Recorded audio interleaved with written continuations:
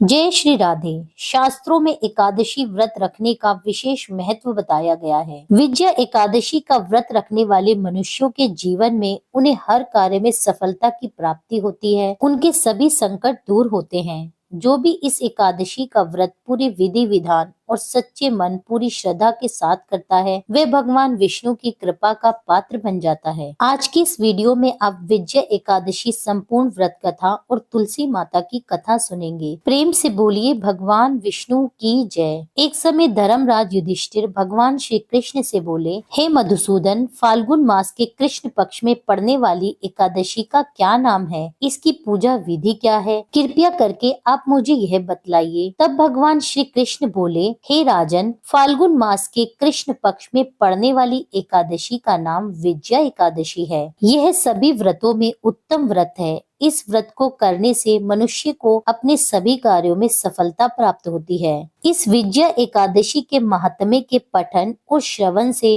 मनुष्य के समस्त पापों का नाश होता है। एक समय देवर्षि नारद ने जगत पिता ब्रह्मा जी से कहा, आप मुझसे फाल्गुन मास के कृष्ण पक्ष में पड़ने वाली एकादशी का पूरा विधान कहिए। तब ब्रह्मा जी बोले, हे नारद, यह विजया एकादशी व्रत पुराने और नए सभी पापों का नाश करता है। इस व्रत की विधि मैंने आज तक किसी से नहीं कही। यह समस्त मनुष्यों को विजय प्रदान करने वाला व्रत है। त्रेता युग में स्वयं मर्यादा पुरुषोत्तम श्री रामचंद्र जी को जब 14 वर्ष का वनवास हुआ था, तब वे लक्ष्मण जी और सीता जी सहित पंचवटी में निवास करने लगे। वहां पर जब दुष्ट रावण ने सीता जी का हरण कर लिया, तब इस समाचार को सुनकर श्री राम जी और लक्ष्मण जी अत्यंत व्याकुल हुए और सीता जी की खोज में निकल पड़े। तब श्री रामचंद्र जी ने लक्ष्मण सहित और अपनी सेना सहित लंका की ओर प्रस्थान किया। जब श्री रामचंद्र जी अपनी सेना सहित समुद्र के किनारे पहुँचे, तब उस विशालकाय समुद्र जो अनेकों भयंकर जल जीवों से भरा हुआ था, उसे देखकर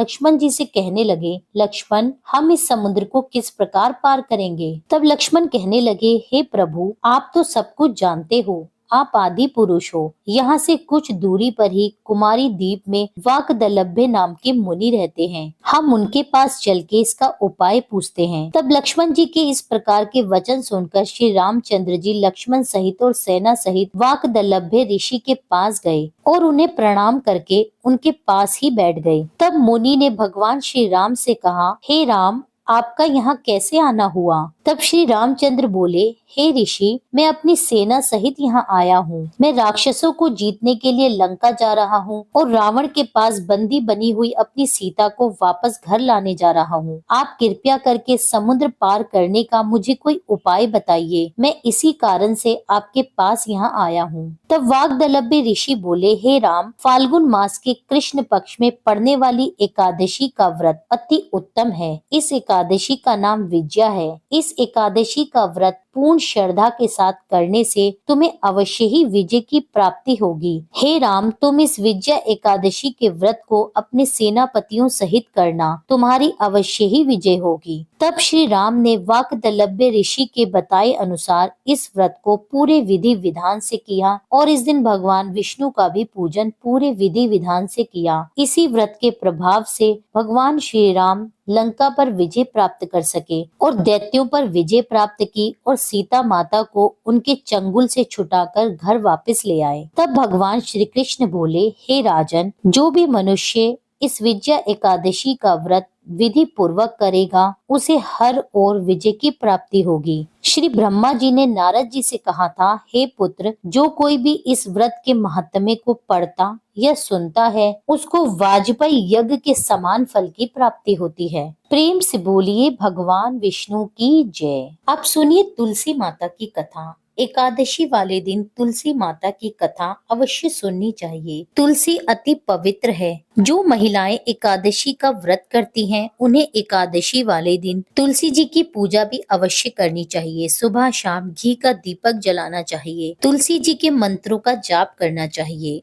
वृंदाय तुलसी देवाय प्रियाय केशस्य च कृष्ण भक्ति प्रदे देवी सत्य सत्यवत्य नमो नमः। हे वृंदा, हे तुलसी देवी, आप भगवान केशव की प्रिय हैं। हे कृष्ण भक्ति प्रदान करने वाली सत्य देवी, आपको मेरा बारंबार प्रणाम है। बिगड़ी जन्म अनेक की सुधरे अभी आज, होए राम को नाम जब तुलसी तज कुसुमार। एक बार भगवान शिव ने अपने तेज को समुद्र में फेंक दिया। उससे अनेक महातेजस्वी बालक का जन्म हुआ। यह बालक आगे चलकर जलंधर के नाम से पराक्रमी दैत्य राजा बना, जिसकी राजधानी का नाम जलंधर नगरी था। दैत्य राज काल नेमी की कन्या वृंदा का विवाह जलंधर से हुआ। जलंधर एक महाराक्षस था। अपनी सत्ता के मद में और शक्ति के मद से चूर उसने माता लक्ष्मी जी को पाने की कामना से युद्ध किया, परंतु समुद्र से ही उत्पन्न होने के कारण माता लक्ष्मी ने उसको अपने भाई के रूप में स्वीकार कर लिया।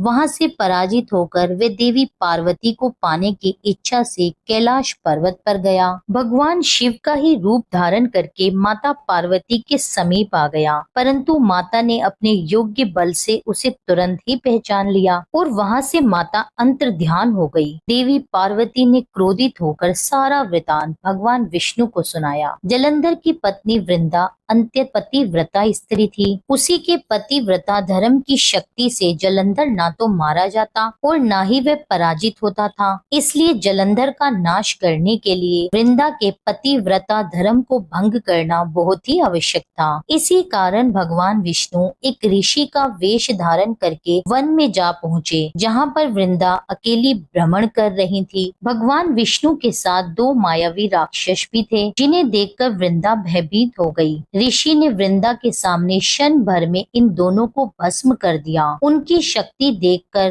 वृंदा ने कैलाश पर्वत पर महादेव के साथ युद्ध कर रहे अपने पति जलंधर के बारे में पूछा। तब ऋषि ने अपनी माया से दो वानर वहां प्रकट किए। एक वानर के हाथ में जलंधर का सिर था तो दूसरे के हाथ में धड़। अपने पति की यह दशा देखकर वृंदा मूर्छित होकर गिर गई। होश में आने पर उन्होंने ऋषि रूपी भगवान से विनती की कि वह उसके पति को जीवित कर दें। प्रभु ने अपनी माया से जलंधर का सिर धड़ से जोड़ दिया, परंतु स्वयं भी वह उसी के शरीर में प्रवेश कर गए। वृंदा को इस छल का जरा भी आभास नहीं हुआ। जलंधर बने भगवान के साथ वृंदा पतिव्रता का व्यवहार करने लगी, जिस कारण से उसका अस्तित्व भंग हो गया। ऐसा होते ही वृंदा का पति जो महादेव से युद्ध कर रहा था, जलंधर युद्ध में हार गया और उसका वध कर दिया गया। सारी लीला का जब वृंदा को पता चला तो उसने भगवान विष्णु को शिला होने का श्राप दे डाला